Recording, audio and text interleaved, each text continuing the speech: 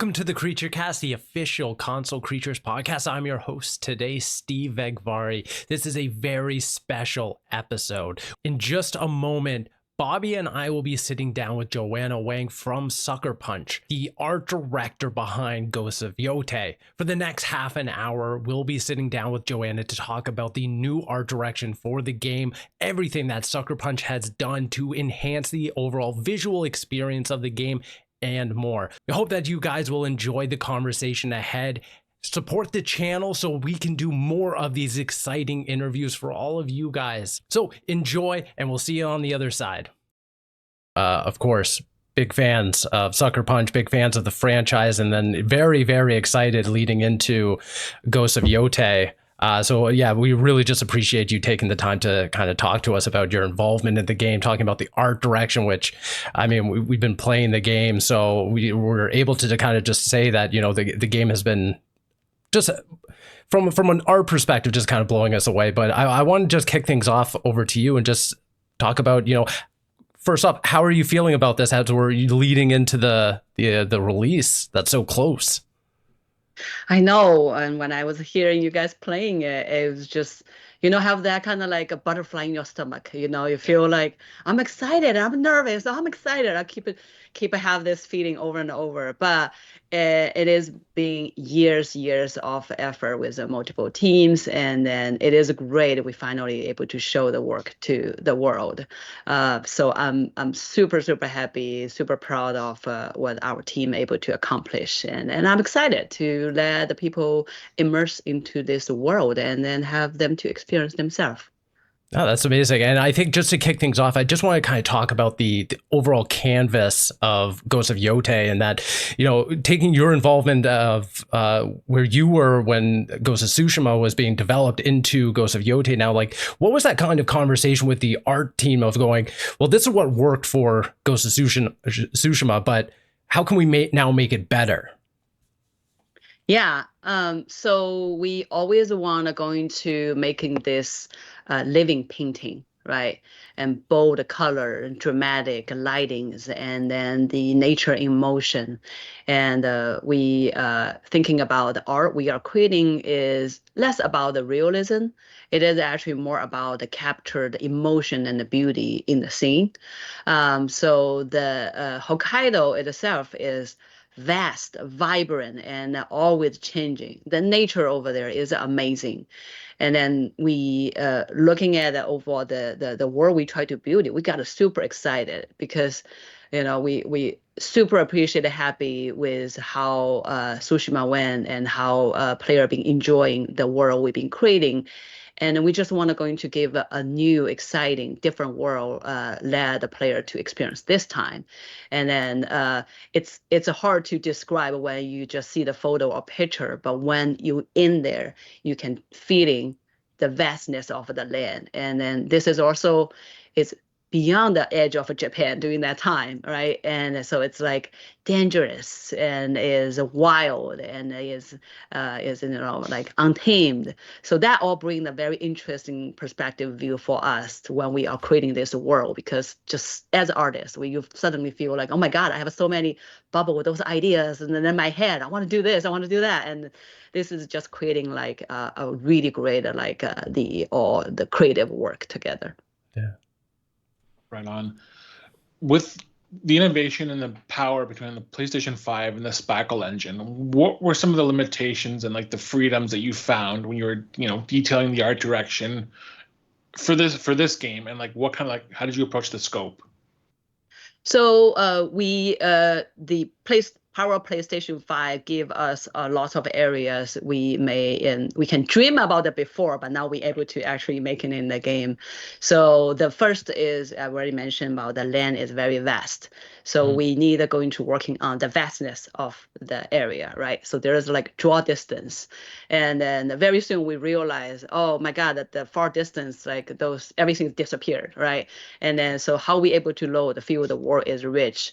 And then once we add that, we want to going to add the atmosphere of depth, right? And then when you see the cloud is moving between the mountains, you see the mist would roll in and out in the distance, and then you see that bird was flying off, and also like river is still running in the certain direction. There's so much of the stuff is bring the new challenge to the team, and then we been pushing pretty hard on a lot of those elements. And I was talking to our effects artist, and he was mentioning about we able to able to have like 250,000 of particles all together, and from close up to far distance. And then we're also looking at we able to load millions of object assets in the game, and then the tens thousands of them is able to showed it in one screen. So this is a huge things for us, and not mention about the DualSense haptic through the combat, through the weapon and clashing, and you're hearing the things like shamisen through the controller speaker, and then that is something all new to us. So we've been lucky, and it feels like a kid. You play the many of the toys, you're like, oh, we can have that, and then that's like all the things add together make us super excited. I mean, something that you brought up was just like the particle effects, and that was one of the biggest takeaways playing Ghost of Tsushima was how much like vibrancy and how much all those particles really created this like just cinematic experience. And one of the things that I love doing, and I spent so much time, is playing with the photo mode. And like as an art director, like with Ghost of Yotei, like how does it feel like seeing people spend hours and hours tinkering with the photo mode? And are you ever kind of are you excited to see the compositions that are going to come out of this game?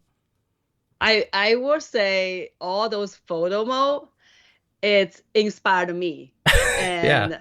I would seriously look at those photo mode. I would be like, wow, I don't think I can do that. Wow, this is really cool. Like people are being really creative. And then I feel, we provided a little tool for them, and then they can just go wild, and they see the world differently as what we see, because we are the creators. So we see some of the stuff every day.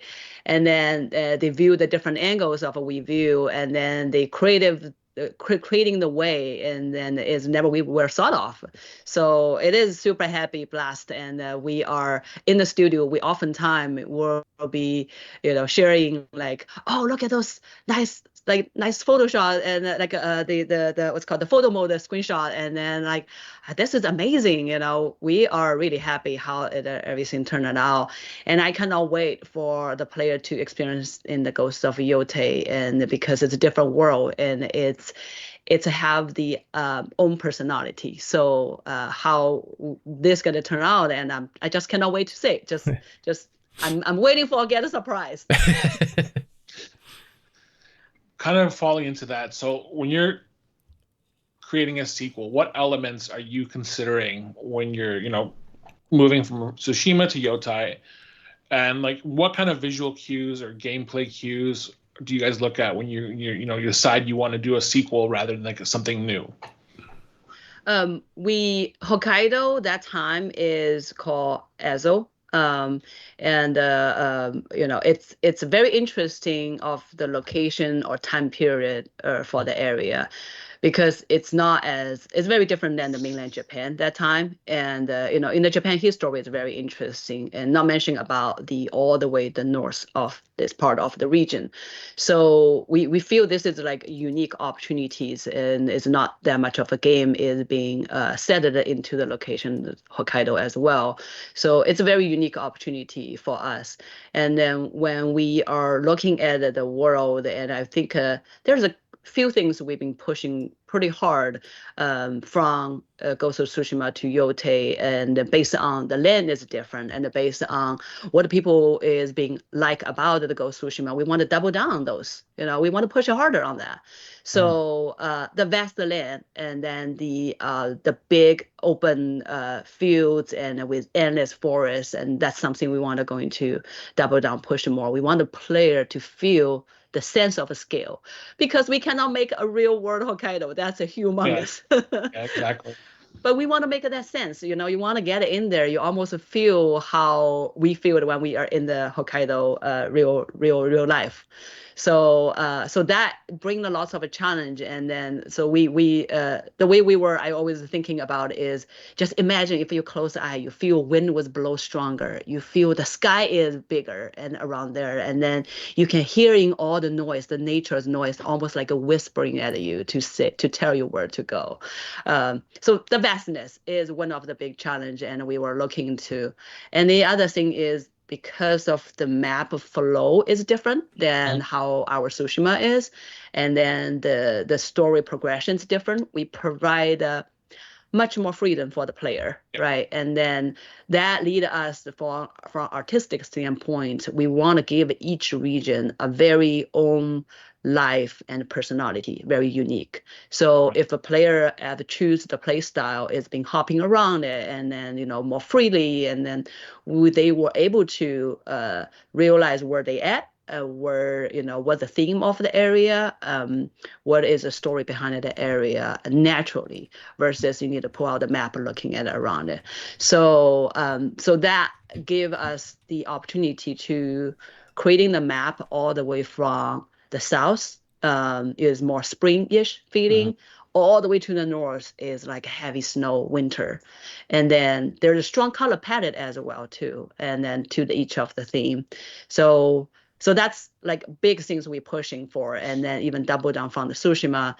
And then the world feels alive. And, we're just talking about a bunch of particles, right? And then the weather is dynamic, and the day faded to night.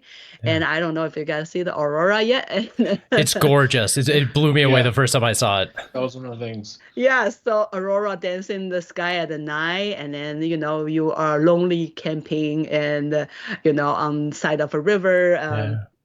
And the wind was sweeping, and you see the sunrise, right? You hear the little bird was, singing, and then you start see the wind was blowing, and then all the cloud between the mountain was being blown away, and then your journey started again. So that overall, how life feels like, is all the something we want to push when we even first started looking into the Hokkaido, and yeah. I noticed just from going off my playthrough, like, when you're talking about the freedom to explore, like I was a little bit, I don't know. I think the word I want to say is just like I was confused because I'm you're so used to following guide markers and points to see, but in this game here, there's none of that. It's just like I was just like, okay, well, I'm gonna go in this direction, and then I ended up finding an encampment where these guys are just looking, having a lunch, and then I'd go further down. I was overtaken by like a group of bandits, and then it's just I like I'm really enjoying the freedom. It's a big difference from the first game, I'm noticing, in that sense, where it's just here's the land, go have fun. And that's kind of what my next question goes into. It's right, like the artwork, the art direction, and the environments really help inspire some curiosity and that sense of exploration. So when you're creating this world, this world full of different biomes, weather systems and locations, what were the challenges when you were trying to recreate Mount Yotei in the Ezo region? The bigger challenge is we cannot copy one-to-one of what the real life is. Right, that's definitely one. Yeah, it gets us a very good foundation to start, because we can look at the map, we can see where the mountain Yotei. We want to faithfully respect how is the real life and then the mountain located, and so we tried our best. But it introduced a lot of difficulties for how you navigate through around the world, and what's the story progression, right? And you need going to go this valley, and then how about here, and then is that naturally lead you that way or not? So there's a lot of difficulties for that, and also for even Mount Yotei, and it's perfect shape of mountain. And I remember first time I seen in my life, I was like blown away. I was standing there almost speechless, because the perfect shape snow-capped mountain reflected in the lake, and it's almost like like day and the night, and then above the sky or in the dream, that kind of like a reflection, and then showing that's kind of arts how that is. So even for the Mount Yotei, we being working for a very long time, try to find the right proportion compared with the world we are building. And then it need to be as feel epic as what I see it in the real life, but also to the level we able to manageable to fit into our little bit digital miniature world. And then so the balance between this and with the creative room with how the overall space is very challenging overall. And another challenging point is Hokkaido just so cool. We've been overwhelmed. We were like, we want to make all of those, but we probably can't. Yeah. So pick and choose it of like what not going to make, what we want to going to make is pretty hard because it's just the mother nature give this land is just so much of the richness, and then I don't think we can nearly creating that, but we wish able to bring a little bit of the flavor of this to the player. So it doesn't matter if you've been to Hokkaido or not been Hokkaido, see the Yotei or not see Yotei, at least you can have a little bit of experience of that in that digital world. Well, I kind of want to touch on that because for Ghost of Tsushima, like the team took a couple trips out to kind of do some scouting and everything. And you kind of touched on this just a moment ago. Like, what was that experience like of being there, seeing it in real life, and reflecting back on previous experiences? Like, what did the team know that they had to do this time to really nail the region, Hokkaido, and really get down to like the minutia of what you wanted to have in the game? So yes, we take the multiple trip to Hokkaido as well. We send artists and we send rendering programmers. We send the designers and the audio persons and even like all the directors and the biome artists all to the Hokkaido, and we studied the land, the biomes, and then the culture. And we are from all the way, our trip is from like all the way from the north, which is more wilderness area, and then all the way down to the south, which is a little bit more developed and more established area during that time. So it's kind of like a journey of like our game. You go with a little bit more middle north and then go down to the south. We visited so many places. It's like national park and castle and lot of temples, everything. So it is mind blowing to see how beautiful it is. And we bring in so much of the reference pictures, and then we've been looking at what will be the best to represent the area, and then based on the roughly where is those location is being located in the real life, and then we're doing a little bit of like adjust to on that. So with that is it's naturally lead us to certain decisions like where the Yotei will be and where Azuhong gonna be and where is the area leading you all the way to the north and where is the snow is finally revealed right in front of a player. So we're able to lead a lot of that, connecting each of the dots together. Right on. So kind of referencing back to Ghost of Tsushima, it predominantly had the Kurosawa mode, which is kind of what I want to talk about. And then now you're introducing 2 new modes with Shinichiro Watanabe and Takashi Miike. How did you guys approach that? Like, what was like that discussion when you guys were developing these new modes and like these filters? Like, how did you recreate these visual styles? Yeah, so one of our goal with the Ghost franchise is always making you feel like you are inside one of your favorite samurai films. Right. Yeah. You feel immersed in, The first game is a huge honor for us to get able to work with the Kurosawa estate, and it's huge honor. I will be never able to dream of.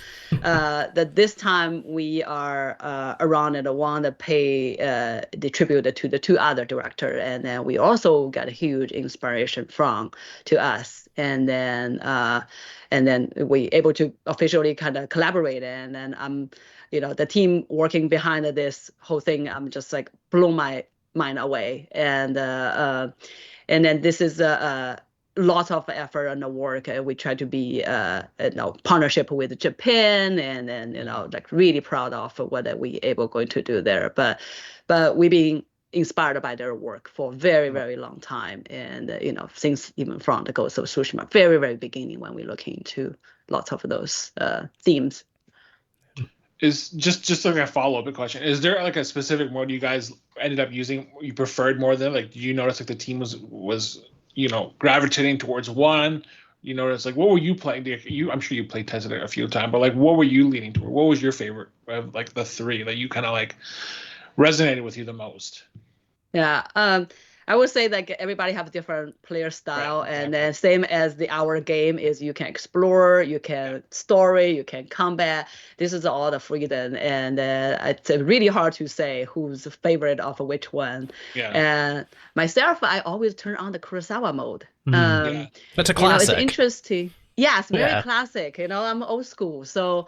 And also sometimes I know I love the color, and but sometimes you also see the different value, different view, the Hmm. different silhouette of the world, and then you just appreciated all those hard work actually added in, and then it's a just interesting different perspective view.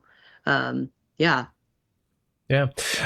I mean, this one could be like a little bit of a broad question to ask, but I'm just kind of curious across, the art style, the exploration, maybe even some gameplay. Like, I'm just kind of curious, are there any like subtle changes in Ghost of Yotei that players might not pick up on in their first like few hours of playing the game that you want to kind of point out? Like, are there things that like the way the wind blows or the ways that the trees flutter or something like that, like environmental things even? I'm just kind of curious because there's so much from a visual design perspective that goes into Ghost of Yotei that I'm just kind of curious, like things that I might not even picked up on throughout my gameplay.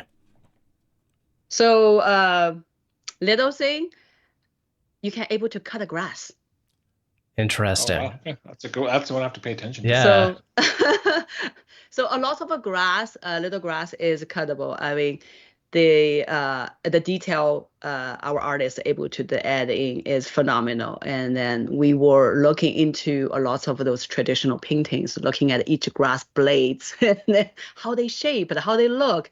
And then we've been trying so many of a different color palette. And then we're using the way it was more mentioning about it's almost like you do the painting, you have a big brush of green, and then you want to sprinkle little tiny little brush of a yellow on the top. So when you look at it from distance, it's not just only massive field. You actually see that field that have a little tint of a yellow, and then go back to the green, and another tint of a yellow. So those are the subtle details to make our world. It's not just only simple one elements repeat, and but also adding the detail of it. And then we using the art style is like minimalism.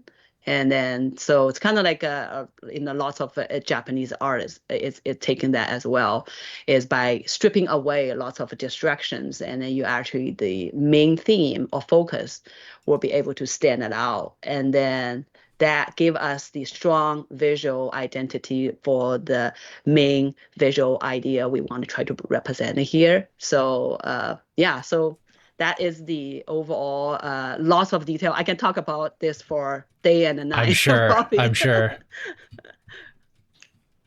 There's just one, yeah. So there's one last question. I feel like this is probably my last question. So when you're designing Tsushima Island and then you decide we're gonna go to Hokkaido for the next game, how do you approach that level of authenticity? And like, what are the major differences going from like an island location to the mainland? Like, how do you differentiate them? Because like that's kind of what I was wondering about when the game was announced. It's like, is it going to be? Because I mean, there's a lot of mountainous areas, there's a lot of plains. Like, what's the big key difference that you notice when you're scouting these locations? When we go to those locations, I think the horizontally and vertically both is being extremely stretched and high than the Ghost of Tsushima is. And then that is probably the one big thing, and I first tell impression from. And also because of the climate, and then the area of Hokkaido is actually much colder, so we've been developing huge pushing on the snow tech. And then so you will see the deep snow, you're going to be difficult to walk through, and you're gonna see the snow on the tree, and actually when you walk by, would fall down on you. So the world is more dynamic that way, and we want to going to sell that cool, cold, the winter wonderland feeling of the Hokkaido to the player as well too. So those are the area which is something we never done in the Ghost of the game because of the weather change, how cold it is. So this is like a huge amount of work team being adding in. Amazing. Yeah, Joanna, thank you so much for taking the time to talk to us. Weeks before Ghost of Yotei comes out. Yeah, we're both looking forward to the full release, looking forward to our audience and for everyone to start playing this game. But yeah, we just wanted to say thank you and great work on the game. Yeah, thank you so much. And we have a lot of fun making this game, and now I cannot wait for everybody to experience it themselves, and hopefully everybody will enjoy it as much as we enjoy making it. Absolutely. I can't wait to start posting all my photo mode of screenshots and everything like that. I'm going to be very obnoxious online, so everyone best prepare. Yeah, no, my folder's pretty full already. I love it. I seriously, it inspired the whole art team and rendering team and even like, all the design teams, everybody. We were like, wow, this is so creative. So yes, and sorry for being late. No worries. We're happy to have you. My computer crashed. So that's about it. We want to take another moment to thank Joanna Wang for joining us on Creature Cast. It is such an exciting moment as we head into the release of Ghost of Yotei over on PlayStation 5. So we hope that you will support the channel so we can do more of these episodes down the road. But this has been the Creature Cast. My name is Steve Vegvari. You can find me across the internet at svegvari, and stay tuned because we will have our official review of Ghost of Yotei going up on the channel as well. So stay tuned for that. But until next time, we'll see you. Bye.